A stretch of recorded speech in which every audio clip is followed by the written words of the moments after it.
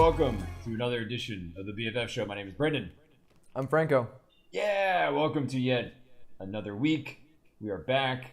We are so in tune with each other, ladies and gentlemen, that we don't even need to tell each other that we're both wearing green shirts. We just automatically know and sense it and want it to complement each other. Your shade is different than my shade, but it's still distinctive green, and this might just be because where you're living right now, there is no sign of spring coming. So maybe we are willing spring together.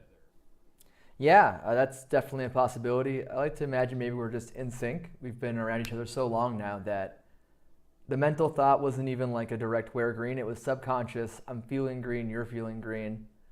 Let's all be green together. It's beautiful, and we're trying to. Speaking of this planning process, see how that's a beautiful segue I just came up with? Because I am a professional. You and I are planning a trip for a bunch of people to Vegas, Las Vegas, beautiful Las Vegas, and it is quite different than if we were planning the trip when we were in our 20s than what we're doing now in our mid 30s, because we have to take into account things like getting sleepy and not drinking too much because you'll be sick after 4 beers, and getting enough sleep each night. So we are not doing any clubs, Franco. We've cut down on pretty much all the late night events. Yeah, it's fascinating to look at our schedule and see that we have events starting at 11, 9 a.m. Yeah. Dinner is like at 4. Yeah.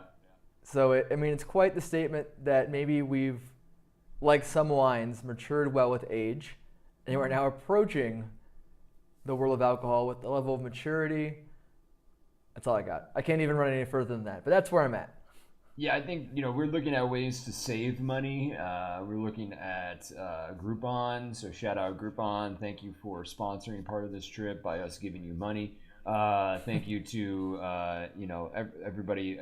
Pre-thank you to everyone at the Strip, because we will probably not be partaking in anything that is full price. We're looking to get in there early, eat as much as we can at the buffet, and cut out in the transition time of lunch and dinner, so that way we can fully get that sweet deal of lunch before they jack the prices up for dinner. So that's what we're looking for, America, and that's what we're hopeful for. So we'll give you maybe a taste of what that trip was like when we get back. It hopefully goes well. We're traveling with 6 other dudes, and we do not have any hotels the first night we arrive, because we are fantastic.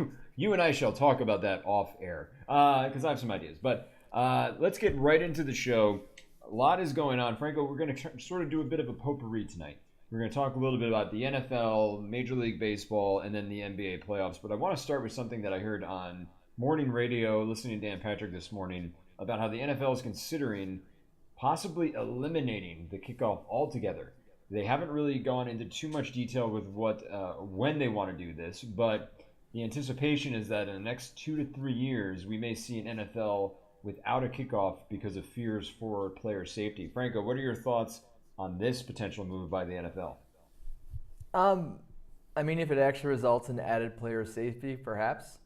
I saw a revision come out that if it lands within 5 yards of the end zone, they're just going to make that a touchback.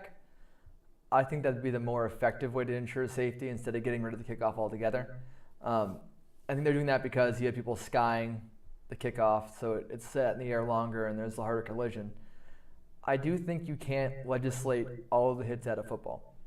And I think by overanalyzing what one play does, you're doing a disservice to every other hit in football, which is insane. Do I think we'll see it? I think we'll see it in some form at some point.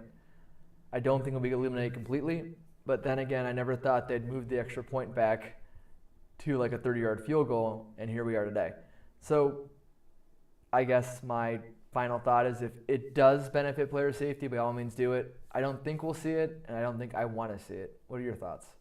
Yeah, I think it's interesting because you and I have had a lot of conversations on this program, on the old radio show, about the NFL's desire to make the game safer while not really acknowledging the danger inherent in their game, which is the biggest, to me, has always been the most ironic thing that they do and the most dangerous thing that they do. And this reeks to me of that irony of, we're going to just take this one section of the game that doesn't really play a huge role throughout. It does. You can have momentum swings, but when you look at the time of play, you still have. You cut that out, Franco. You still have a very violent game where men are running into each other and causing brain damage and major stress on their bodies. That it seems like, okay, you take out this, but you're still left with a very violent game. Yeah, it just seems like they're cherry picking for the sake of making it look like they're improving, and I don't think any action should be done for that reason. If it's backed up with research, then fine. But as of right now, there's not a correlation between kickoffs necessarily, since they've gotten rid of the wedge rule and increased injury.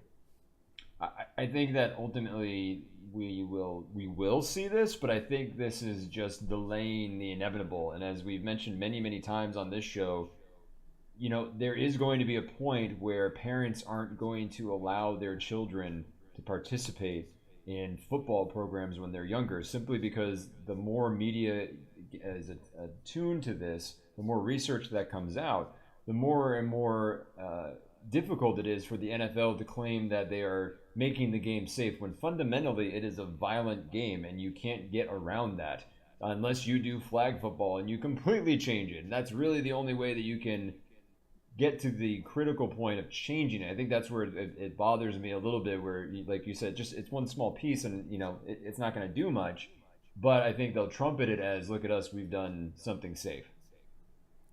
Yeah, and I think we've already seen this once with boxing. Yeah. Right? We watched the denigration of Muhammad Ali as he eventually got hit so many times it started to affect his well-being and a bunch of other things.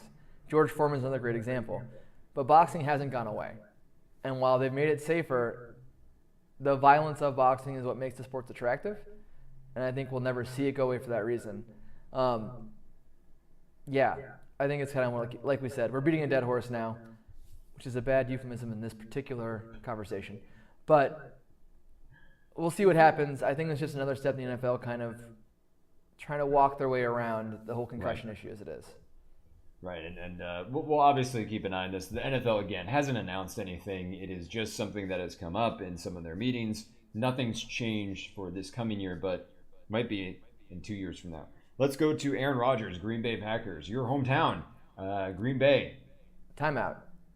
Not my hometown, just where I live currently for my job. My hometown is Seaside, California, in the Bay Area, where this show airs. I'm just saying, adopted hometown. I'm sorry, I didn't mean to offend anybody on AM Premier or you, Franco, where you are. But Green Bay Packers quarterback Aaron Rodgers is not happy. He is reportedly not happy with the offseason moves that the Green Bay Packers have made, and has particularly note Jordy Nelson, who got picked up by the Raiders, and now there is this report in the morning that said that he wasn't happy. But however, you noticed this afternoon that Aaron Rodgers actually made a statement about this.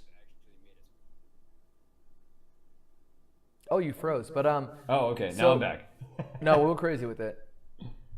It's an interesting situation, and the reason being that Aaron Rodgers came out, and the comment he made that was recorded was about the fact that they had moved on from his quarterback coach without necessarily discussing it with him, and that was problematic.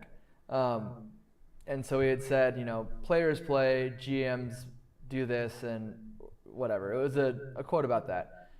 And it was sour grapes. And I think it's irresponsible to pretend like it wasn't sour grapes, if that makes sense.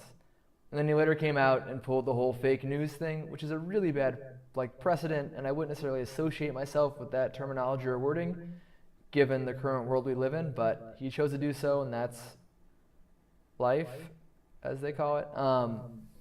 But yeah, I think he's unhappy. I think he's going to leverage it into a bigger contract. I don't think we see him leave here, but we do know the man can hold a grudge. If only see Bachelor contestant Jordan Rodgers, who Aaron Rodgers not talked to in God knows how long, for who knows why, what reason. Probably a good reason, but still. Yeah, no, he also said trust the process, stealing a line from the Philadelphia 76ers. I think this is also indicative, Franco, of sort of the slow news of the NFL. It's all dominated by the draft, so anything that comes out from now players that aren't participating in the optional team exercises, that becomes news. Rob Gronkowski is not involved. What is he going to retire? He hasn't really committed. I think this also goes back to, that element of, yeah, Aaron Rodgers is probably not happy about the quarterback coach. He's probably not happy that Jordy Nelson, one of his favorite targets of late, is gone. So obviously you're going to be upset, but I don't think this is anything more than talk to discuss. He is going into, I believe, a contract year this year, if I'm not mistaken. So It could be part of this ongoing discussion. You're probably going to hear more of these stories as we progress throughout the offseason. And hold on tight if the Packers are losing, because it's just going to get amplified as the weeks go on. If it doesn't look like they're going to make the playoffs, is Aaron Rodgers bad? Is he? We've all seen it before with insert your favorite player name here, but it is interesting to see where this goes. I want to jump now to Major League Baseball, Franco. It is baseball. Hey, I know it's bad weather where you are, and I know that across the country, it seems to be, at least on the East Coast, that winter will never end, and that spring is here in a faraway, distant memory in your mind. But baseball is being played, and baseball is being played in really crazy weather. A lot of cancellations so far. You've had cancellations with teams that have roofs in Toronto with the Blue Jays, and you've had snow, sleet, freezing rain, and Anthony Rizzo, first baseman of the Cubs, doesn't believe that we should be playing baseball this early and that the games are too long. It is a very long season, Franco. It is also one of the seasons where, I don't know if you do this, but unless you're a diehard baseball fan, you sometimes forget that baseball has actually started. So when I saw this story, I did go, oh yeah, that's right. We are in the midst of baseball right now. And then it just seems to go on and on and on, and it doesn't end until November. So Franco, do you think we play, or baseball plays, too many games? No. Maybe that's an unpopular opinion. Here's the thing. I enjoy baseball, and I'll watch highlights, and I'll watch all of the postseason, and I'll check on my Giants pretty often. I love live baseball in the stadium. But baseball inherently is not a continuously exciting sport. It's not the NBA where points are traded every play. It's not the NFL where you have violent collisions and exciting plays. The one thing baseball truly has going for it is the value of the traditions inherent to the game. Hank Aaron, Babe Ruth, Cy Young, Nolan Ryan, all these things. All these records were set, minus the first 1800 records, at this schedule, at this length. Remember, baseball had a big resurgence with the Mark McGwire, Sammy Sosa run for the home run record. If baseball gets too far away from tradition, they give away their one marketing and selling point. And we'll never see something like that again. I think while baseball season is long to us watching casually, it does give fans the opportunity to catch games. And the reality is, baseball is a sport that's played sometimes in the afternoon and played every day. So it makes it more accessible to the average sports fan, whereas football is only on Sundays. Basketball can get super pricey right now. So to give away their entire schedule and also to give away the tradition is to basically make sure that your sport dies, and I think it's a mistake. What do you think? I'm for it. I'm going to take the opposite position. I think it is too long. I think the NBA regular season is too long. I think the NFL season is just right. I think that Thursday night games are terrible, but that's a separate discussion for another time. We've had that before. But I think in terms of baseball, I get what you're saying with the tradition and the need to hold on to that tradition and the ability to parachute into games. But I think, again, the length of time, and when the World Series used to end in October, and Reggie Jackson, Mr. October, and that was the mystique, and going back to your point about traditions, and then everything bled into November, and that was when, I think when November 1st hits, that's when it feels way too long. It starts to feel long in October because that's when it should be wrapping up, but then it goes into the first or second week of November sometimes, and that just feels way too long. And then you have the early start on some of these East Coast teams that, again, it's pouring freezing rain and it looks unpleasant to be there. That's when I'm like, why are we doing this to people that want to go see games? Why are you making them go in a mid-April game in New York when you and I both live there? No, it could snow. It could just start snowing. And it just seems that if it's America's summer pastime, that there has to be some way that maybe you add in some additional double headers. Maybe you, I don't know, there has to be some way to at least maybe get us into mid-April to late April when it warms up a bit, and not have all this time dedicated to games that, quite frankly, while count, don't feel like they count, and doesn't really feel like anybody pays attention to baseball until June and July. Yeah, we disagree. And that's fine. That's fine. I do agree with the point that I would like it to end in October. But the reason why we're here right now with it bleeding in November is that players asked for more days off between series. And that's why the season's bleeding outward. It's essentially the NFL injury argument all over again. Do you acquiesce to players' desire versus the desire of the fans and everybody else? And also bad relationship because baseball is not as dangerous as football. We all understand that. I would love to see double headers make a comeback. Way back in the 1800s, they used to double headers all the time. I think if they naturally shorten the season that way without giving up the length of time the season is, I'm all for that. I'm also all for the World Series ending at the end of October and being the Fall Classic and calling it a day instead of going in November and cheating up against that winter. No, hey, listen, I think that's where we find our compromise, Franco. We can get into that doubleheader system that you eloquently put together. Then I think we can live with the baseball season. But again, you and I both know it's probably never happening unless you get some dynamic commissioner that really wants to wreck the system. But it's not happening. But what is happening right now also, wow, I am killing it. You are on fire Segues. with transitions. I am killing it. I just want to put it out there. I want to also point out, though, when you make a successful transition and then we stop and acknowledge it's successful, have we then undone the positive impact of said transition? Food for thought.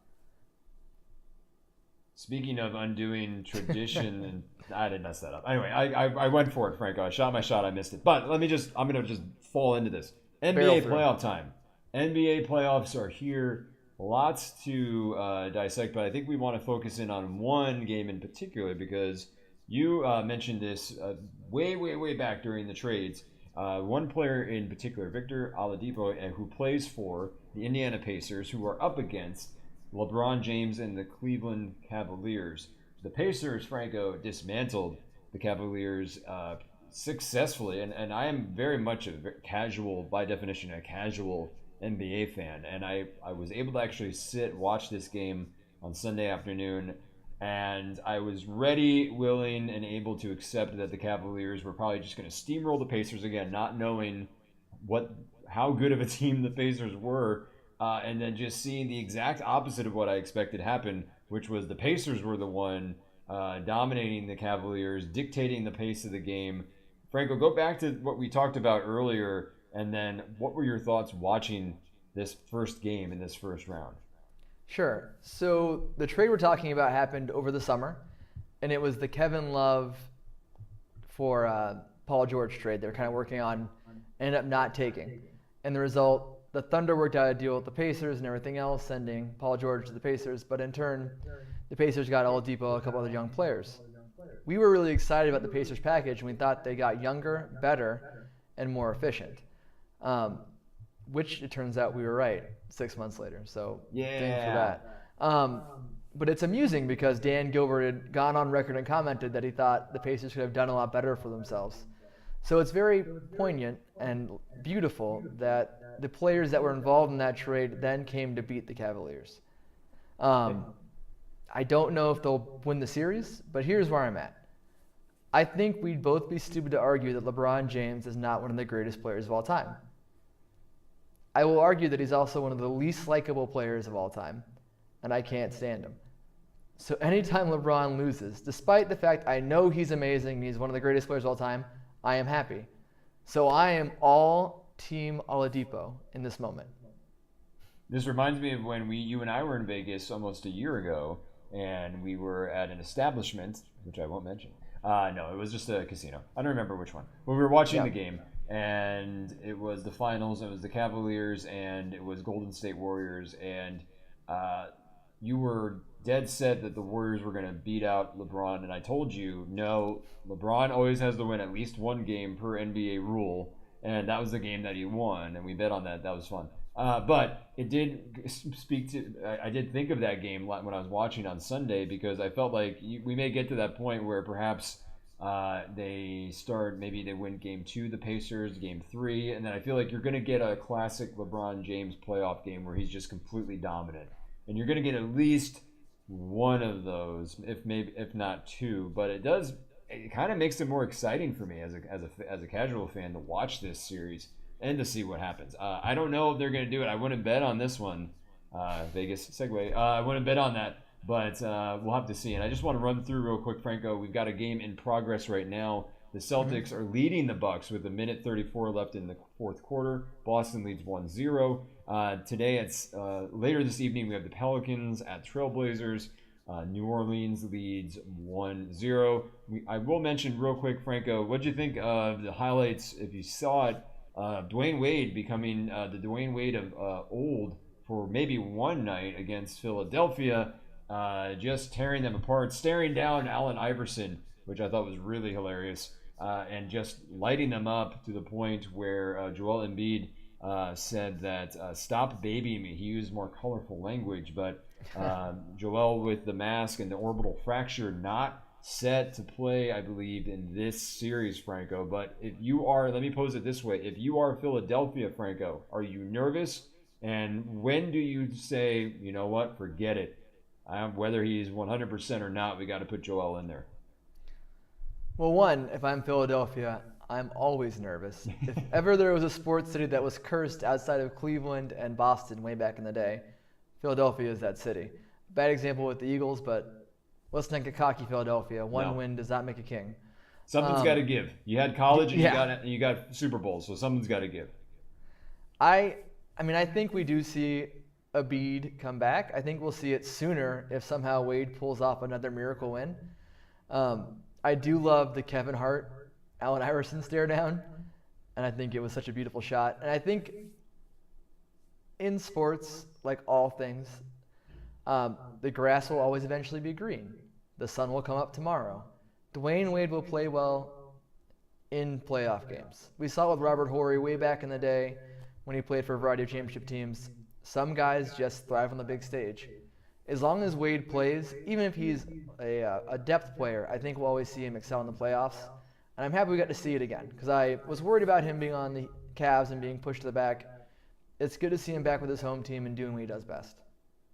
Yeah, it was exciting for me too because knowing, and we went to college for most of that time when he was dominant, and then a little bit before and after, too, when we would watch games.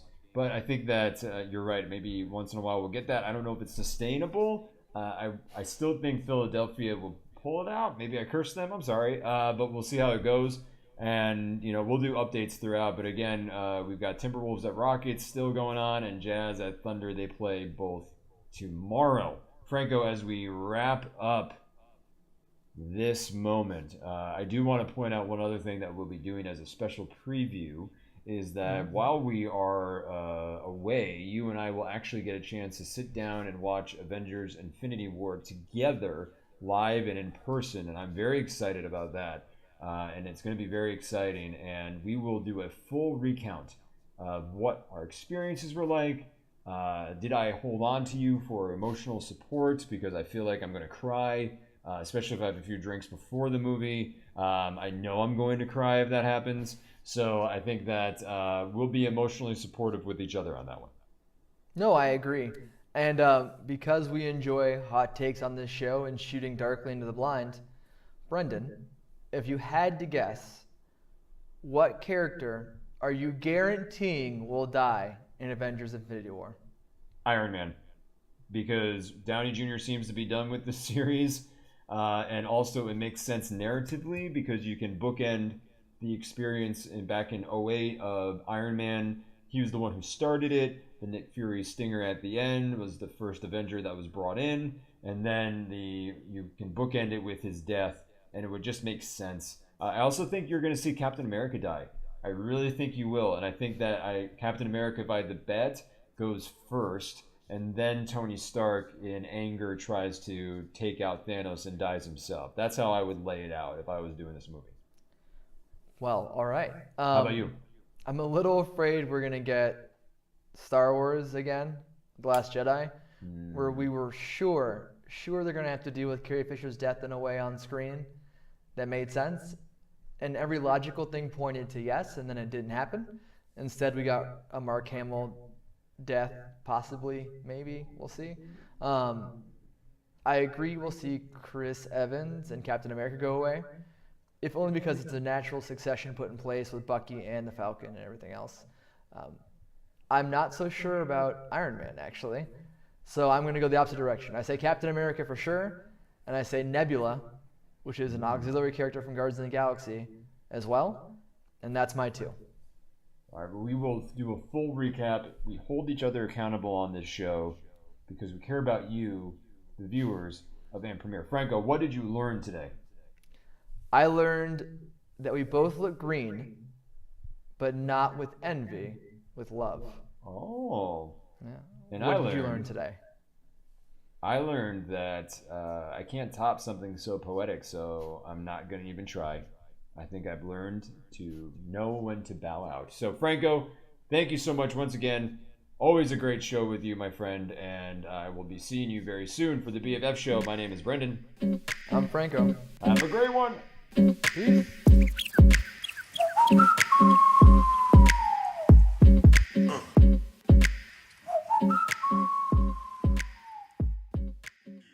Grab your snag it and push.